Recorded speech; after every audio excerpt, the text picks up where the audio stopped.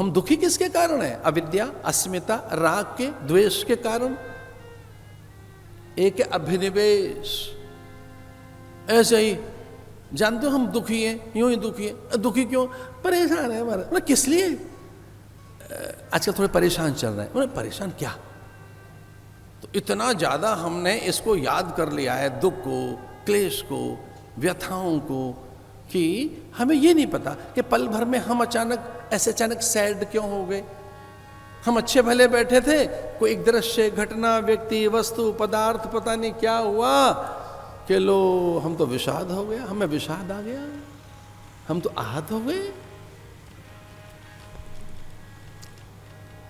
अभिनिवेश, इसका अर्थ है खो जाने का डर। हमारी चीज खो न जाए, मान न खो जाए, हमारा अनुकूलता न चली जाए। आपकी चीजें खोने वाली है, इसलिए बार बार आपको लोग सावधान करते हैं। अब तो पूरे संसार में एक नया फैशन आ गया, हर आदमी आपसे कह रहा है टेक केयर, और ध्यान रखना जरा अपना भैया। यात्रा में आप निकल रहे हैं, जरा से राशि देर में माता पिता अपने बच्चों से कह रहे हैं, बच्चे अपने माता पिता से कह रहे हैं, पड़ोसी हमसे कह रहा है, हम पड़ोसी से कह रहे हैं, बोले जा रहे हैं पूरी धरती के लोग एक बात, take care, please take care. अब पता नहीं किसकी केयर करनी है, अपनी या सुख की? केयर किसकी करें? किसकी केयर करने की? ये होगी नहीं जिसकी आप करने की कोशिश कर रहे हैं, ये रुकेगा नहीं ना। ये तो दुख है, अज्ञानता में है, मूढ़ मान्यताओं में है। इसलिए आत्मनम तो तत् विद्ये, उसे पहचानो, आत्मा स विज्ञेय, उसे जानो। तो पहला कष्ट क्या है? अविद्या। अविद्या सबसे पहला क्लेश है, अविद्या पहला क्लेश है। इस विद्या की निवृत्ति, अविद्या की निवृत्ति विद्या से होती है। और मुझे तो भागवत के लिए एक सुंदर सी बात याद आती है, विद्यावताम भागवते परीक्षा। कई बार विद्या की परीक्षा और भागवत कितनी, कैसे, किसके पास है, उसकी विद्या से पता लगता है। विद्यावताम भागवते परीक्षा, अथवा विद्वान की भी परीक्षा भागवत से पता लगती है कि कहां से, किस तरह से इसके पास अधिष्ठान है विचार का, ज्ञान का, क्या गांभीर्य है, उड़ान कहाँ है, चिंतन कहाँ है, अधिष्ठान क्या है, ये कहाँ खड़ा है व्यक्ति।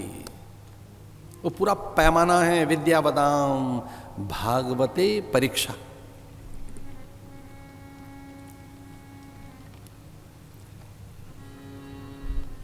प्रणाम करता हूं मैं।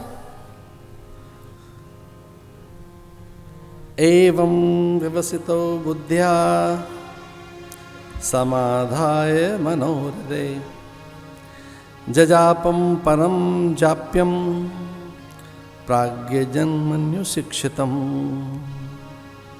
प्रणाम करने लगा कमल का फूल हाथ में लेकर। कब? जब धस गया पूरा विकल्प, जब सारे धराशायी हो गए, जब कोई विकल्प नहीं बचा, तब वो क्या कहता है? ओम नमो भगवते तस्मै यत् एतत् चिदात्मकं पुरुषायादि बीजाय परेशायाभिधीमहि। नमो नमस्ते अखिल कारणाय निष्कारणाय अद्भुत कारणाय सर्गा स्वर्गाम्नाय महार्णवाय नमोपवर्गाय परायणाय। ओम नमो भगवते वासुदेवाय। नायं गुणः कर्मण सन्न चासन निषेधशेषो जयतादशेषः। ओम नमो भगवते तस्मै यत् एतत् चिदात्मकम्। पूर्व का मंत्र याद आ गया।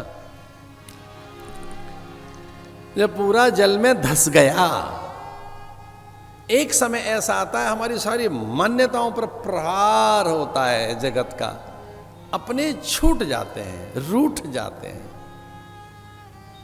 अच्छा, ये पहचाने कैसे कौन अपना और कौन पराया? पहचाने कैसे? ध्यान रखना, जो रूठ रहे हैं वो ही अपने हैं। पराये को क्या मतलब रूठने से? अब यूरोपियन आपसे क्यों रूठेंगे भाई? न कुछ लेना ना देना। फ्रेंच क्यों रूठे आपसे? ये डच, स्पेनिश, लैटिन बोलने वाले क्यों रूठेंगे आपसे? अगर कोई रूठा बैठा है तो अपना है। सब साथी तो छोड़ के चले गए, कोई बल काम आया नहीं। द्रौपदी का कहां बल काम में आया? जब दुशासन उसकी साड़ी खींचने लगा तो देखने लगी वो सब साथ छोड़ बैठे। उसके पति दास बने बैठे हैं, वो जानती है उठेंगे नहीं, ये तो दास बने बैठे हैं। अब तो दास हो गए, ये किसी के हो गए। पर जो दास नहीं है वो तो मुझ पर मेरी सहायता करें। कृपाचार्य, आचार्य द्रोण, पितामह भीष्म, पर इतने उपकृत हो चुके थे वो, इतने उपकृत। हम कभी कभी किसी से इतने उपकृत हो चुके होते हैं, मतलब हम इतना खाए पिए बैठे हैं कई बार दूसरों का कि हम बोल ही नहीं पाते।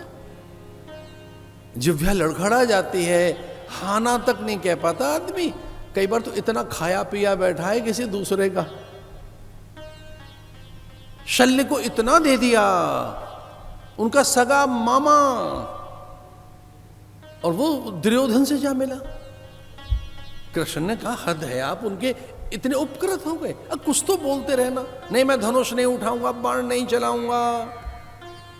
अरे मत चलाना बाण, लेकिन कुछ तो बोलते तो रहना, कुछ तो समर्थन में बोलो। इतने उपकृत होकर बैठे थे और कोई बल काम में नहीं आया।